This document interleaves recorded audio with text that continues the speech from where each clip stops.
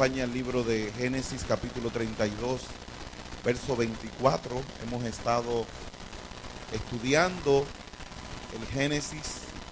Tenemos mucho tiempo y vamos a tener mucho tiempo más estudiando el Génesis. Hemos visto, yo creo que aquí todo el mundo ya conoce a Lea y conoce a Raquel, conoce a Jacob y conoce a Labán.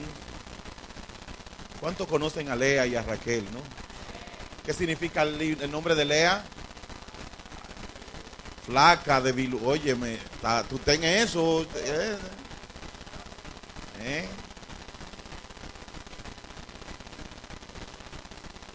Qué bueno. Vamos al verso 24. Dice, así se quedó Jacob solo y luchó con él un varón hasta que rayaba el alba. Vamos a saltar, yo salté el capítulo 32, vamos a tratar un tema el próximo domingo posiblemente, o el domingo de arriba, sobre el encuentro del Mahanaim. Hay una iglesia de un pastor muy reconocido llamado Ezequiel Molina, se llama Mahanaim. ¿Por qué se llama esa iglesia Mahanaim? Eso lo vamos a ver el domingo, así que no se pierda el próximo domingo, pero yo quise saltar porque quise saltar esa parte para dejarla el domingo y tratar hoy martes este tema. Y dice, así se quedó Jacob. ¿Cómo se quedó? Solo. Vamos a ver unos versículos anteriores. Todo lo que está pasando en el corazón de Jacob. Jacob, Dios le habla y le dice que vaya de nuevo a su tierra y que sencillamente coja toda su familia y vuelva a reencontrarse con el pasado que dejó atrás. ¿Cuántos saben que en un momento determinado nosotros podemos salir del ambiente en que estamos por un problema o por un conflicto o por una dificultad, pero Dios nos va a preparar para que podamos enfrentar el pasado que dejamos atrás? Y resulta que Dios le habla a Jacob y Jacob decide irse, pero Jacob decide irse sin hablar con su suegro Labán.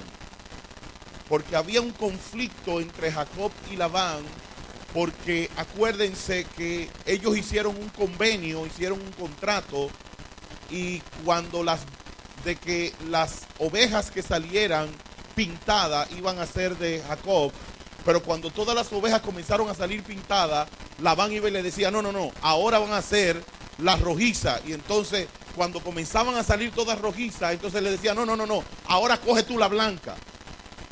Y en eso le cambió, dice la Biblia, 6 veces el sueldo a Labán a Jacob. Entonces los hijos de Jacob comenzaron a criticar a Jacob, los hijos de Labán comenzaron a criticar a Jacob, porque se estaba robando la riqueza de su papá. Y Jacob cogió miedo a esto y entonces decide no despedirse, habla con sus mujeres y se van. Pero resulta que una de ellas le cogió sus dioses. Y de eso hablamos el domingo pasado. Hablábamos de los dioses que ella se robó el martes pasado. Y cómo ella quiso coger, ella había conocido al Dios poderoso, ella había conocido al Dios que bendice a su esposo, ella había conocido al Dios que le daba hijos, pero ella no conocía al Dios de la sanidad. Y ella agarró un Dios que en el texto en hebreo era el Dios de la sanidad. Porque ella dijo, déjame ayudar, dale una ayudadita a Dios. ¿Y cuántos sabemos que a veces nosotros queremos darle una ayudadita a Dios?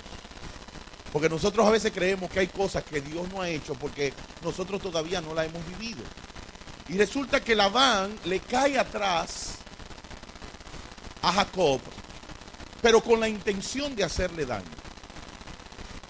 Y cuando va en el camino, como iban camino muy lejos, él tuvo que dormir y cuando se durmió, resulta que Dios le dio un sueño y le dijo, Labán, no le hagas daño a mi siervo Jacob. No hagas intento contra él. Pero dice la palabra en el verso 7 del capítulo 32, entonces Jacob tuvo temor, se angustió y distribuyó el pueblo que tenía consigo. Porque después que Labán se encuentra con él, sencillamente hacen un pacto de que no le van a hacer daño y que cada quien se iba a respetar. Y Jacob sigue su camino, pero cuando sale de su camino, se tiene que encontrar ¿con quién? Se tiene que encontrar con su hermano Esaú. Y dice la palabra que él le dio miedo porque él oyó que su hermano Esaú venía con 400 hombres. Un hombre que él salió de allí porque lo iba a matar. Y de repente él se va a encontrar con él y él se entera de que viene con 400 hombres. ¿Qué es lo que pasa por su caco de inmediato? Este tipo viene a acabar con toda mi familia. ¿Estamos claros de eso? Entonces, ¿qué hace Jacob? Él toma una idea inmediatamente muy genial, divide su casa en dos campamentos, manda uno por un lado y los otros por el otro lado, pero cuando llega la noche, él agarra a su esposa, mire lo que dice el verso 23, y se levantó, el verso 22, y se levantó aquella noche y tomó sus dos mujeres y sus dos siervas y sus 11 hijos y pasó el vado de Jaboc. El vado es un lugar de un río o de una posada por donde hay un espacio por donde tú puedes pasar porque hay tierra firme, o sea, donde no te vas a hundir. Entonces resulta que él agarró su familia, pasó el río y lo dejó del otro lado. Pero dice la palabra en el verso 24 que así se quedó Jacob solo. Así se quedó Jacob. ¿Cómo se quedó? Y aquí hay algo muy interesante y es que nosotros necesitamos tener tiempo a solas con Dios cuando tenemos conflictos. Una de las cosas que pasa con los cristianos en las iglesias es el pedir oración por sus problemas. Usted llega a una iglesia y hay 100 personas, que eso no es que sea malo, pero hay 100 personas que vienen y dicen, pastor, ore por mí que tengo un problema. Pero muchas veces esa gente no dobla sus rodillas para orar ellos mismos por su propio problema. Ellos quieren que sea otro que les resuelva su problema. Y yo recuerdo que una amiga mía, que se llama Aranés, cada vez que ella me decía, Jova, ora por mí, por mi esposo, yo le decía, déjame verte las rodillas. Y entonces ella siempre usaba unos pantalones anchos que le llegaban por aquí. Yo le hacía así, le subí un chin, decía, tú no estás orando, así que no me mande a mí orar, porque tus rodillas están igualitas, no tan peladas. Entonces hay muchas personas que les gusta mandar orar, pero no tienen un tiempo a solas con Dios.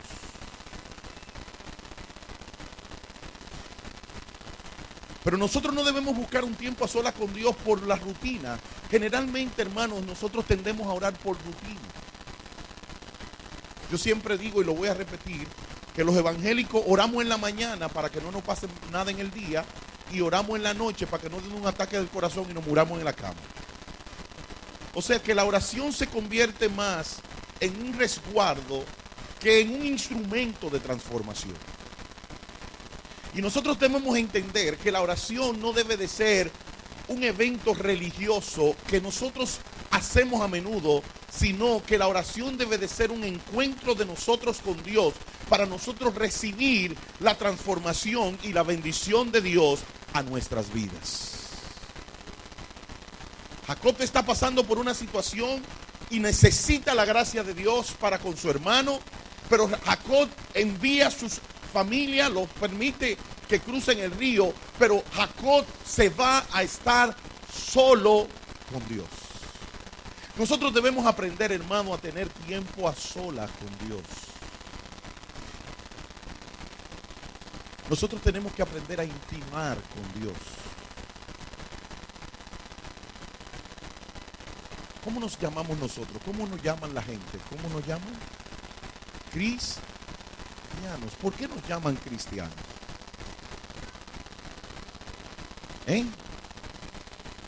¿Por qué nos llaman cristianos? ¿Porque seguimos a quién? Porque seguimos a Jesús. Hay gente que no sabía por qué no llamaban cristianos.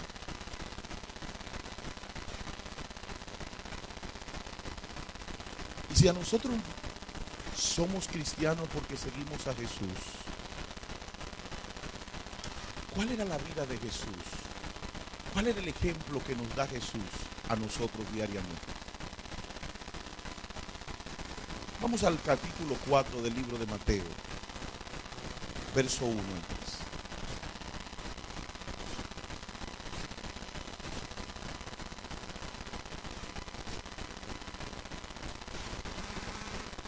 Mateo capítulo 4, verso 1 al 3. Dice: entonces Jesús fue llevado por el Espíritu al desierto para ser tentado por el diablo, y después de haber ayunado 40 días y 40 noches, tuvo... ¿A dónde él estaba? ¿Y qué implica el desierto? Que estaba sin nada.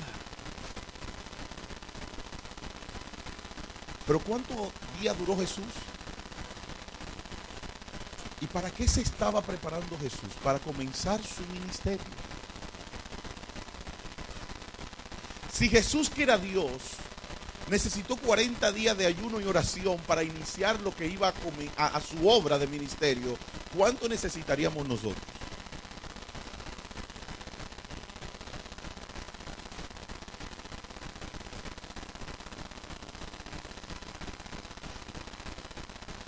La primera vez que Giovanita iba a ministrar, a sabienda de que ella iba a ministrar, porque la primera vez que ella ministró en la iglesia, yo no sabía que ella iba a ministrar. Y yo entré a su habitación, y cuando entro a su habitación, me doy cuenta que ella tiene el radio al lado de ella, y está llorando delante de la presencia de Dios. Ella estaba ahí. Y yo me quedé, ella no se dio cuenta, y yo me quedé observando y chequeando lo que estaba pasando. Y ella estaba metida en la presencia del Señor. Ella estaba sola con Dios. Y yo comencé a notar que lo que ella hacía a solas delante de Dios, ella comenzó a hacerlo en público delante de todos.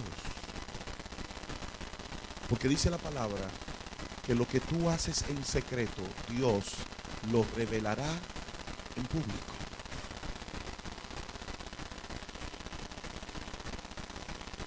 Es la soledad de Dios, es el momento en que estamos con el Señor, en que nosotros vamos a encontrar la revelación de Dios en nuestra vida.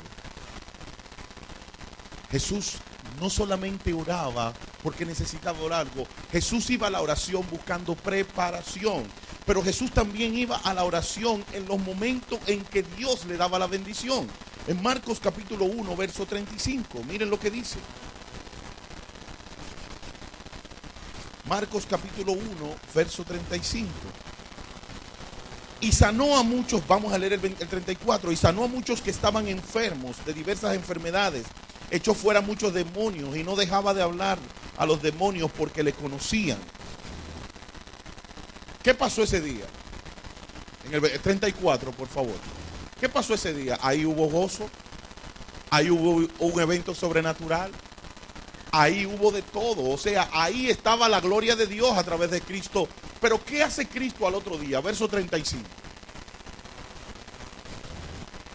Dice: levantándose muy de mañana, siendo aún muy oscuro, salió y se fue a un lugar desierto, y allí oraba.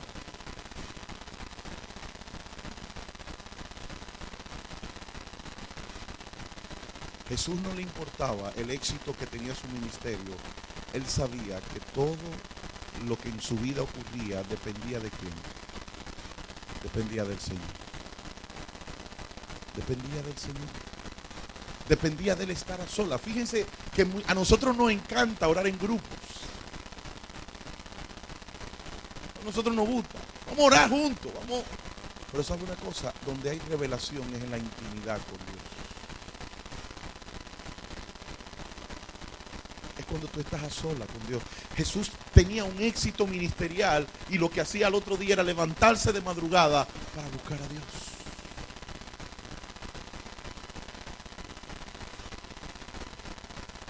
En el capítulo número 3, en el verso 34, en el verso 38, mire lo que dice. Y les dijo, vamos a los lugares vecinos para que predique también allí, porque para esto él tuvo un éxito ministerial. ¿Qué hacemos nosotros cuando Dios nos usa? Que no creemos. Estaba ahí, Dios mío. Me usó Dios. Una de las grandes desgracias de la mayoría de los pastores es que cuando Dios comienza a usarlo, comienzan a descuidar al Señor de la viña por estar dedicado a cuidar la viña. ¿Me doy a entender? Muchas veces nosotros nos involucramos tanto en las cosas de este mundo y en la obra del ministerio que sin darnos cuenta comenzamos a dejar a un lado a Dios. Pero Jesús, a pesar de ver la gloria de Dios, al otro día dijo, no, ahora es que voy más temprano. Ahora me voy a levantar de madrugada y yo me voy a meter a buscar el rostro de Dios. ¿Por qué? Porque todavía tengo que seguir predicando. ¿Qué implicaba esto de Jesús? Pero aparte de obediencia, ¿qué implicaba esto? ¿Por qué nosotros oramos poco? Hermano, ¿por qué nosotros oramos poco? Puedes contestar, no hay problema. ¿Tú crees que por Haragán? Si tú fueras Haragán, ¿no saliera todos los días a vender? ¿Y tú sales a vender? Si fuera por falta de disciplina, ¿a ti te botaran del trabajo? Si fuera por las cosas del mundo, tampoco. Ni por falta de fe, porque si tú tuvieras falta de fe, tú no le pidieras a Dios por un trabajo. ¿Sabes por qué? Porque nosotros entendemos que dependemos de nosotros mismos. ¿Cuál era el problema de Jesús? Él decía, yo hago lo que el Padre me dice. Y yo sin el Padre no puedo hacer nada. El problema es que nosotros creemos que podemos hacer muchas cosas sin Dios. Si usted entendiera que usted depende de Dios y que ningún paso usted puede dar sin que Dios esté a su lado, usted no va a salir de estar al lado de Jesús, de Dios. La razón por la que Cristo ante cualquier conflicto estaba al lado del Padre, buscaba la ayuda del Padre, ¿sabe por qué era? Porque el Señor sabía que si se despecaba de ahí, Él no iba a hacer nada. Miren esto. Capítulo 6 del mismo libro de Marcos, verso 46. Marcos capítulo 6, verso 46.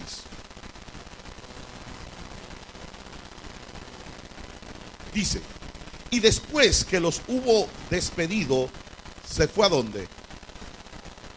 ¿Se fue a dónde? Si usted lee ese texto, antes de ese texto, ¿qué estaba? Chequélo ahí de una vez, rápido. ¿Qué estaba antes de ese texto? ¿El milagro de qué? El milagro de los panes y los peces. El segundo milagro de los panes y los peces es el evento que pasó anterior a esto. Y mire lo que hace Jesús. Después que pasa ese gran milagro, ¿sabes qué él hace? ¿Se va solo? ¿Dónde?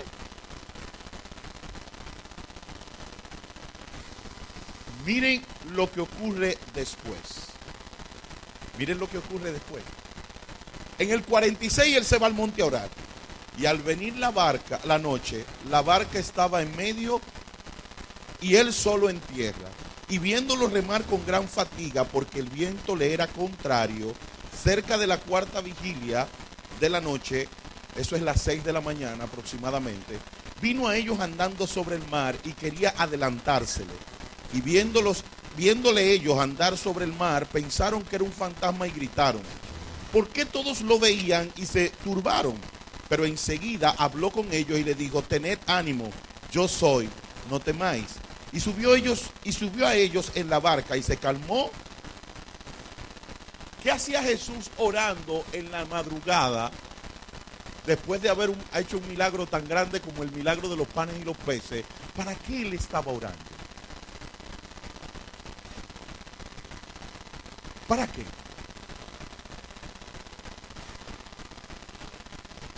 ¿Cuántos recuerdan la película Shazam? Eso es viejísimo. Shazam tenía que subir, el Shazam era el hombre águila, ¿no? ¿Verdad? Que tenía que subir al sol para él alimentarse, porque si él perdía, si no subía hasta el sol, perdía las energías.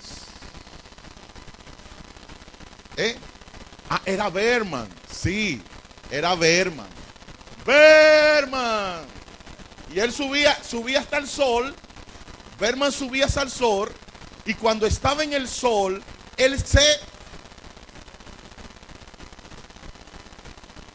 ¿Ustedes me están entendiendo? Para Dios recargar, para Jesús recargar las energías del poder y de la revelación, él necesitaba ir ¿dónde?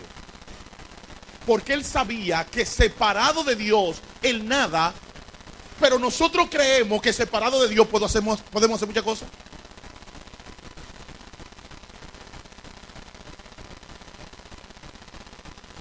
¿Nos estamos entendiendo, amados? Jesús no solamente oraba en los momentos de la vida, en todos los momentos de la vida, sino que Jesús enseñaba a la gente que en la oración estaba el poder. En Marcos capítulo 11, verso 24, mire lo que dice.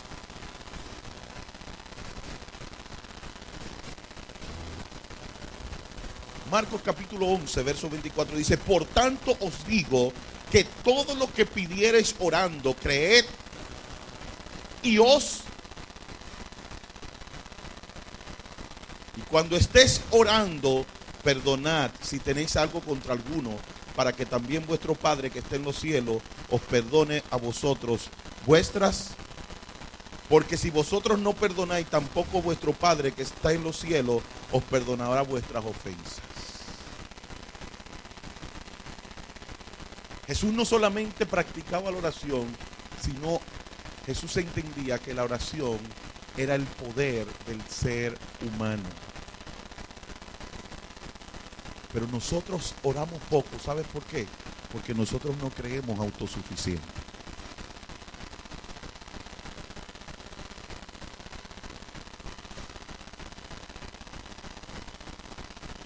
¿Cuál es la razón por la que nosotros no fallamos en el trabajo?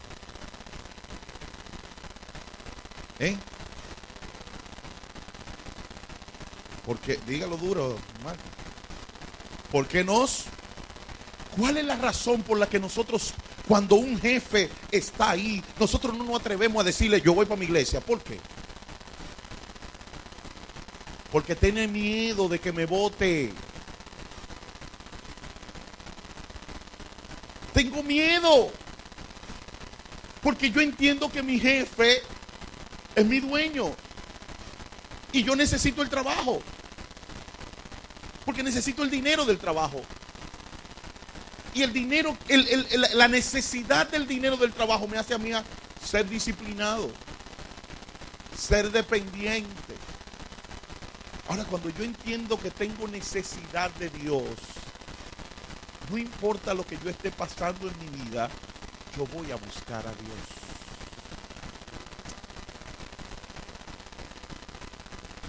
Yo decía en estos días, en una de las meditaciones, yo ponía: ¿por qué será que los seres humanos nunca decimos que estamos cansados aunque trabajamos todos los días en el trabajo? Nunca nos coge el sueño para ir al trabajo.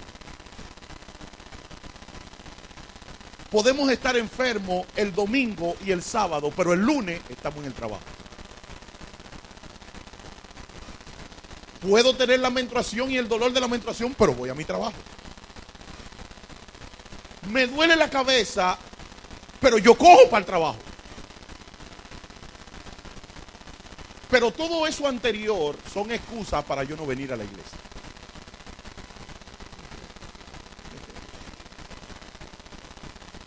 Si estoy cansada, yo no voy para la iglesia porque yo estoy cansado. Me duele la cabeza. Ay, yo no fui a la iglesia porque me dolía la cabeza. Ay, yo no fui a la iglesia porque tengo la menstruación. O no fui a la iglesia porque me dormí y me cogió el sueño.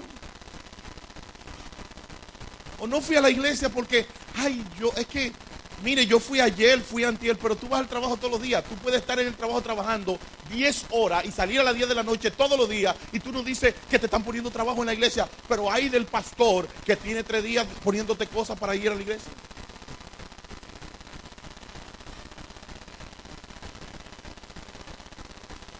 ¿Sabes por qué ocurre eso?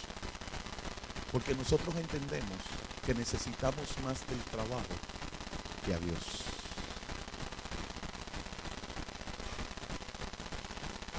Porque nosotros entendemos, fíjense, se nos enferman los hijos, se nos enferma todo el mundo y yo no dejo de ir al trabajo.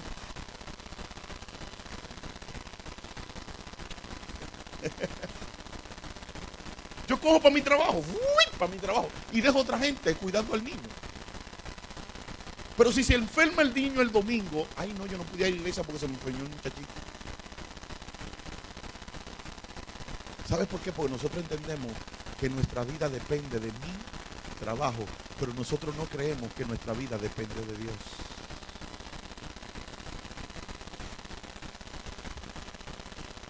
Jesucristo tenía muy claro que su vida dependía del Padre y que todo lo que él estaba haciendo necesitaba un contacto directo con el Padre.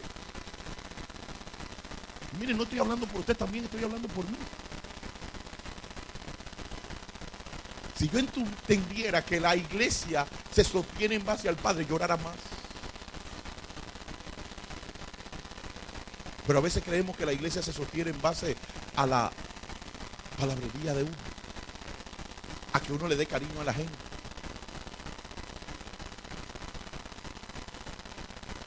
A que uno le eche su boche.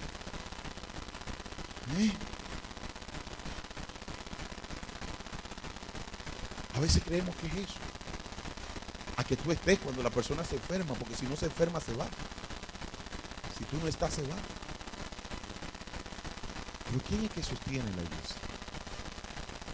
Pero no lo entendíamos. ¿Y quién es que sostiene mi vida? En un momento en que los discípulos estaban pensando en que lo iban a matar y que Herodes lo estaba buscando y que lo estaban persiguiendo, ellos cogieron miedo y tenían temor, y le dijo el Señor estas palabras: no le teman a aquel que puede matar el cuerpo, sino témanle a aquel que puede mandar tu vida al infierno. Tengamos cuidado, hermanos, si le tememos a perder el trabajo, pero no le tememos a perder nuestra salvación.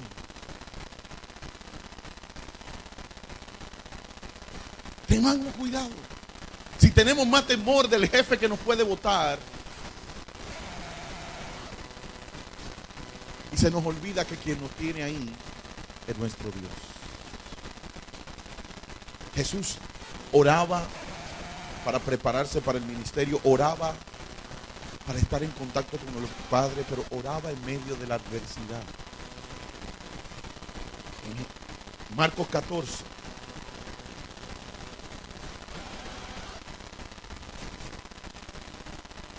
Verso 32. Vinieron pues a un lugar que se llamaba Getsemaní, y dijo a sus discípulos: sentaos aquí, entre tanto que yo...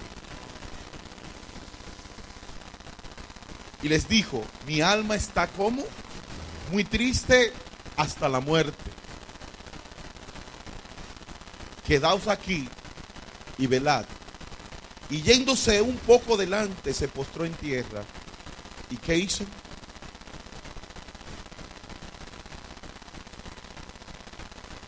¿Sabes? Hay un texto de la Biblia que ya yo lo he dicho muchas veces en la iglesia, pero para el que vino nuevo y no lo ha oído, y al que lo oyó, lo vuelvo y lo repito. Es un texto que yo nunca lo entendía. ¿Cómo estaba Jesús en ese momento? Estaba depresivo.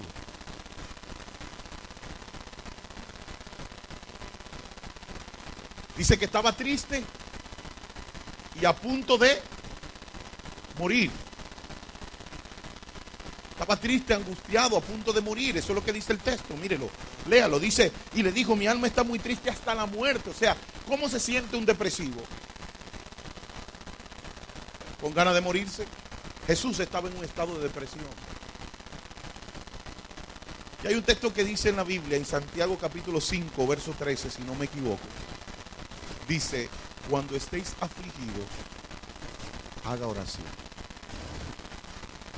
Yo nunca entendí ese texto. Yo decía, pero es que cuando tú estás afligido, si a ti te da brega orar cuando estás alegre, cuando tú estás afligido, lo que tú tienes menos ganas es de orar. Pero un día, estamos viviendo nosotros en la Gustavo Mejía Ricard, en el apartamento Caromán, y yo estaba muy triste, porque yo había encontrado una ropa interior de Rosamelia rota. Y yo no tenía dinero para comprarle uno bueno. Y yo sabía que esa muchacha se había criado en una familia que nunca la dejaron que sus ropas interiores se rompieran. Y no hay una cosa que le duele a un hombre más que no poder suplir en su casa a los responsables, porque hay unos sinvergüenzas que le da lo mismo. Y eso me puso triste, muy triste. Y yo me acordé de ese texto. Y cuando fui a ese texto, yo fui al baño, puse el agua caliente y me tiré al suelo y comencé a orar. Pero mientras estaba orando, yo sentía que alguien me pasaba las manos y me abrazaba. Y el Señor me dijo estas palabras: ¿a quién tú diriges tu oración? Y yo le dije, al Padre. Y Él me dijo, cuando tú te diriges a un padre en un momento de angustia, tu padre viene y te consuela. Ningún padre, cuando ve a su hijo afligido, le da golpes. El padre, cuando ve a su hijo afligido, va y lo abraza y le dice, mi hijo, ¿qué te pasa? ¿Qué tú tienes? ¿Qué te está ocurriendo? ¿No estamos entendiendo los papás? Entonces lo que Dios me estaba diciendo, cuando tú estás afligido y viene a mí, yo soy el Padre que te va a consolar. Yo soy el Padre que te va a abrazar. Yo soy el Padre que te voy a hacer sentir como nadie te hace sentir. Por eso cuando Jesús estaba angustiado, no fue a Pedro, no fue al amigo a decirle su angustia, no fue a nadie a decirle su problema. Él fue a quién? Él fue al Padre.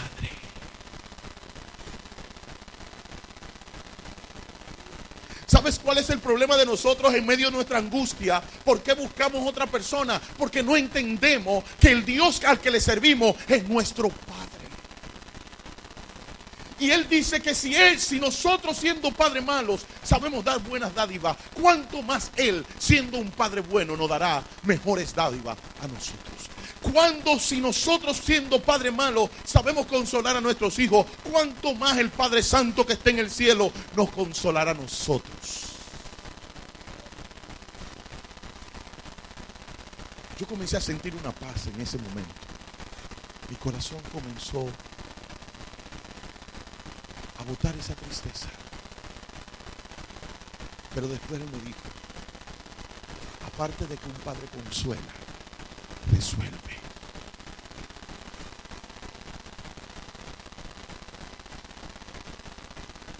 Cuando yo salí de ahí, me llamó una persona. Yo tengo una tía en Italia. Tiene más de 15 años en Italia. Mi tía en 15 años en Italia no me ha mandado ni una mota. Una mota no me ha mandado en 15 años. Ella le ha mandado cosas a Giovanita, le ha mandado cosas a Víctor, le ha mandado, pero a mí ni una mota. en 15 años. Y ese día me llaman, señor Medrano, y yo voy. Un envío tiene, deme su cédula. Era mi tía que me estaba mandando unos euros en ese mismo día. Yo no sé si usted me está entendiendo. Hay muchas veces que nosotros estamos pasando por situaciones en nuestras vidas. Estamos afligidos, necesitamos una solución, necesitamos alguien que nos solucione, pero en vez de ir a nuestro Padre, nosotros comenzamos a buscar soluciones.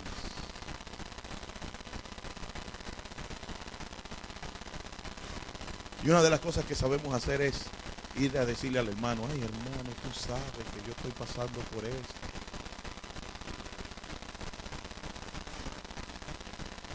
Y hay gente en la iglesia que son expertos en eso. En irle a gritar a los hermanos. Y le voy a decir a los hermanos, no les resuelvan cuando vayan a gritarle. Porque eso es lo que quieren, que usted les resuelva. Mándelo a orar.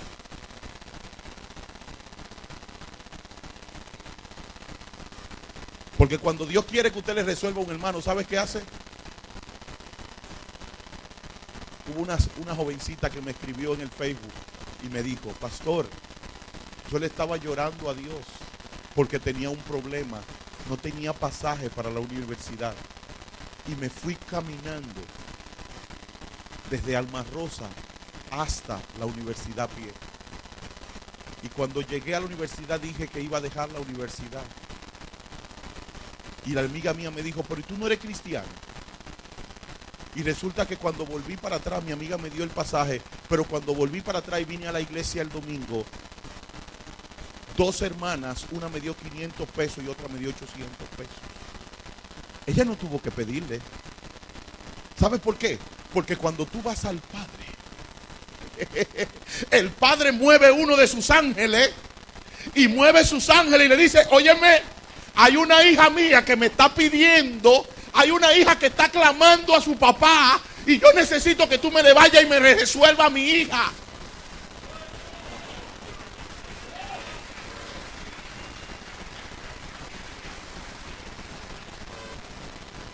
Y tú no tienes que pedirle a nadie, tú no tienes que ir a decirle a nadie.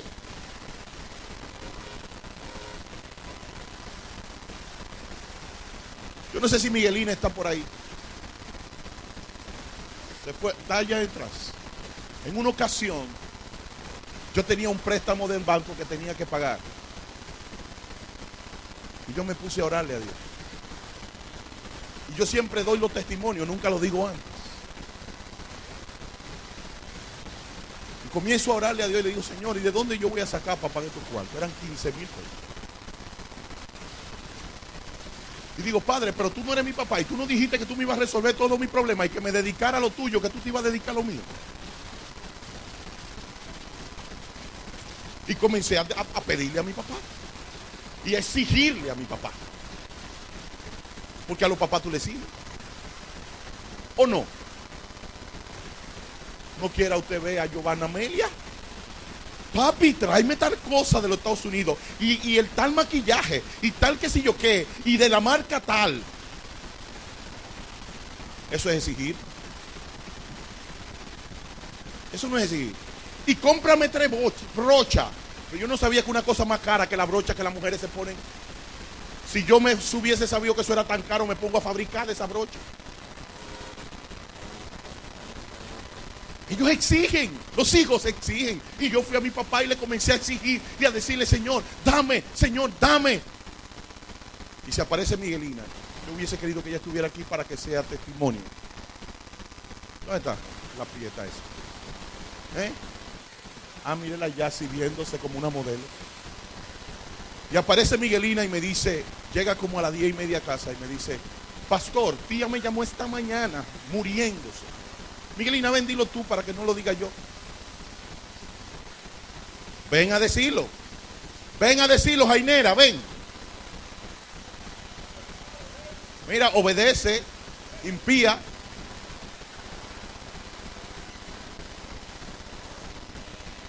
Ven rápido.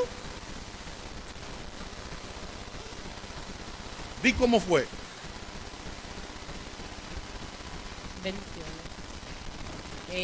Yo comencé, yo fui donde el pastor, yo le llamé y le pregunté qué él estaba haciendo.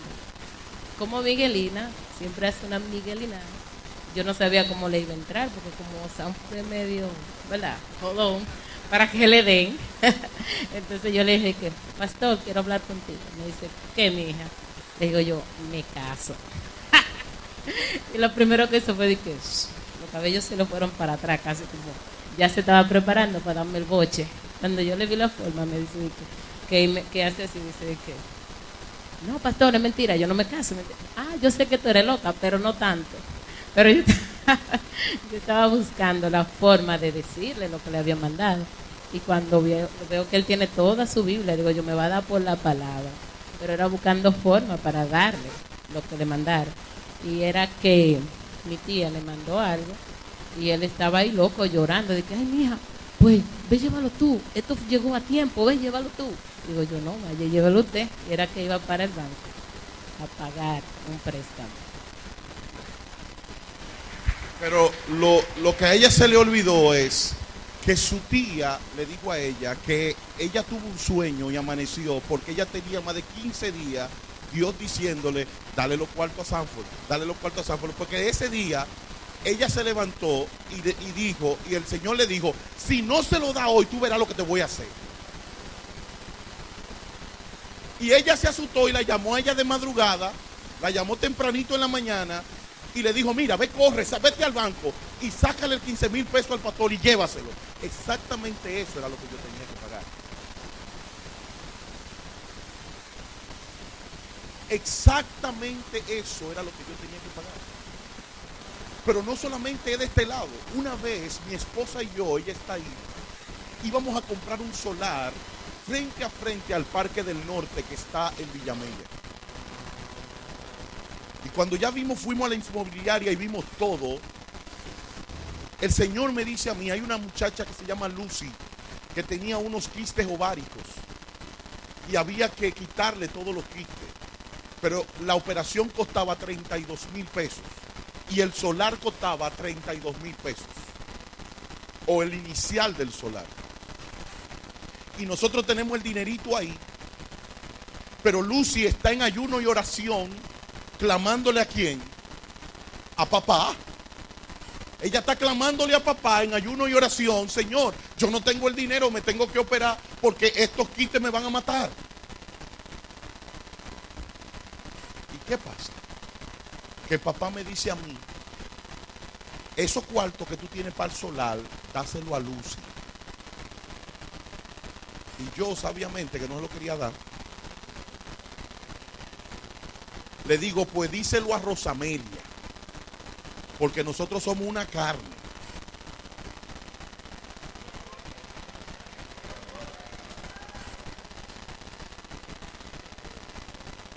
Pero cuando yo llego a casa, generalmente todos los hombres, me di cuenta contándoselo a alguien, todos los hombres cuando llegan a casa van de coger para el baño.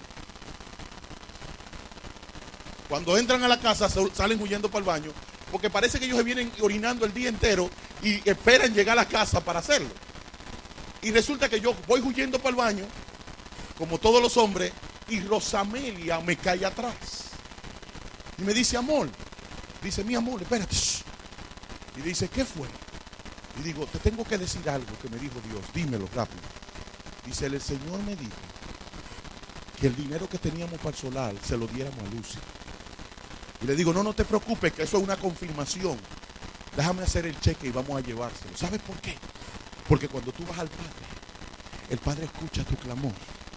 Y el Padre trae solución porque los padres les resuelven a sus hijos.